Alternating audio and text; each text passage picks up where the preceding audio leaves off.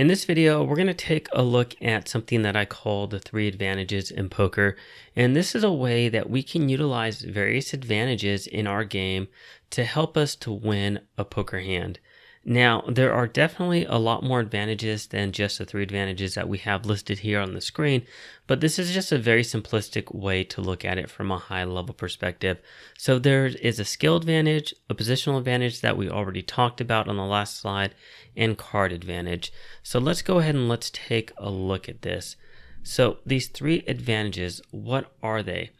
Well, card advantage, this is pretty basic and straightforward, right? This is the overall relative strength of our starting hand. For example, pocket aces versus 7 deuce.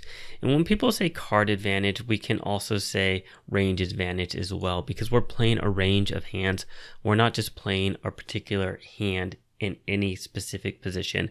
So card advantage, any player can have card advantage. A good player, a mediocre player, a great player, and a brand new player to the game. Any sort of a player can have card advantage because, like I said earlier in the course, is that in regards to the cards that are dealt to us, we don't know what they are. So for example, a brand new opponent that just came to the table, it's their first time playing poker, they could be dealt pocket aces, in the very next hand, pocket kings, in the very next hand, pocket queens, and us sitting there at the table, we could just be dealt junk. So that's card advantage. The first advantage. Skill advantage, well, this is something that a good player is going to be able to utilize. And when we talk about skill advantage, we're talking about being able to outplay our opponent via developing and learning strategies to play good both pre-flop and post-flop. So essentially everything that you're going to learn in this course is going to give you skill advantage over your opponents.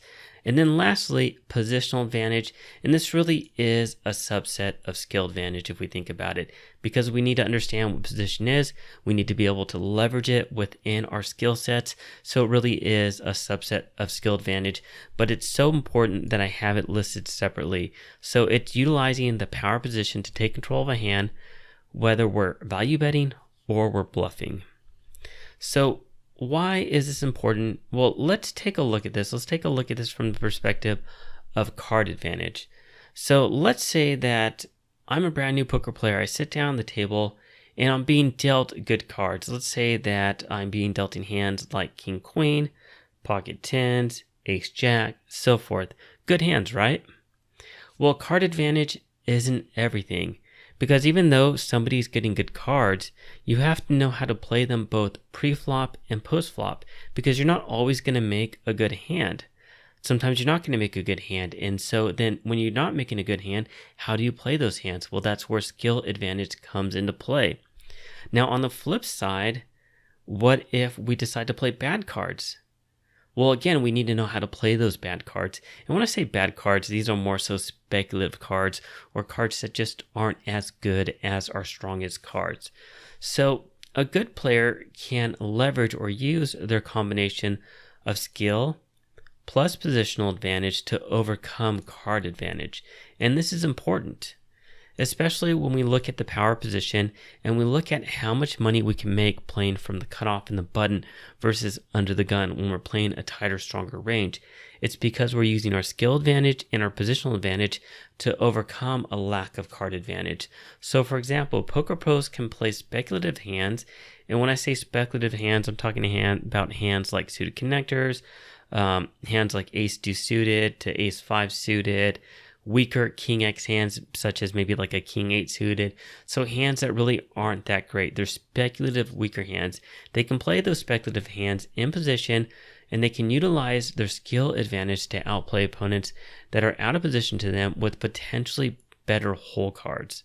So it really doesn't mean that if you just get good cards that you're always going to win. You have to know how to play those good cards. You have to know how to use skill advantage plus positional advantage.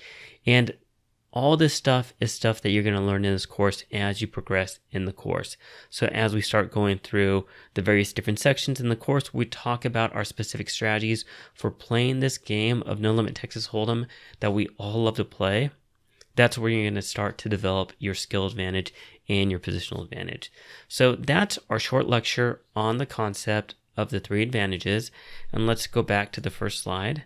So skill advantage, position advantage, and card advantage. So if you have any questions, let me know. If not, thanks for watching, and I'll see you at the next video.